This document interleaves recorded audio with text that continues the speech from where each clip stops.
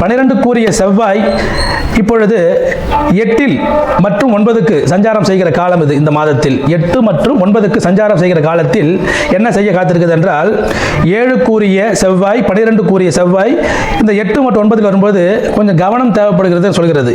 மனைவி விஷயத்திலும் சரி, நீங்கள் தந்தை வழி உறவுகளிடம் சரி கொஞ்சம் கவனமாக இருக்க வேண்டும். அதோடு சுக்கிரன் உங்கள் ராசி அதிபதியான சுக்கிரனே 9ஆம் இடத்துக்கு வருகிறார்.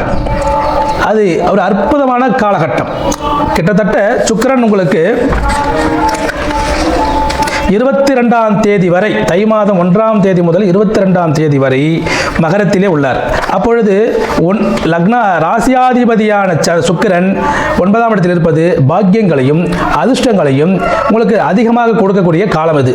நீங்கள் என்ன நினைக்க காத்திருக்கிறீர்களோ அது அத்தனையும் உங்கள் ராசியாதிபதி கட்டாயமாக கொடுப்பார். அதில் எந்த விதமான மாற்று கருத்து இல்லை.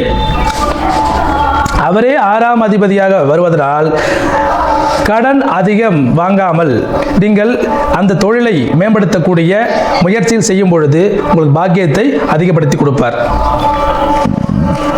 வண்டி வாகனம் அப்படிங்கிற காலகட்டம் அப்படிங்கும்போது அந்த வண்டி வாகனத்தில் ரிப்பேர் ஆகிறது, வேறு வீட்டுக்கு ஆல்ட்ரு பண்ணுறது எல்லாம் இந்த காலகட்டத்தில் நடக்குங்க.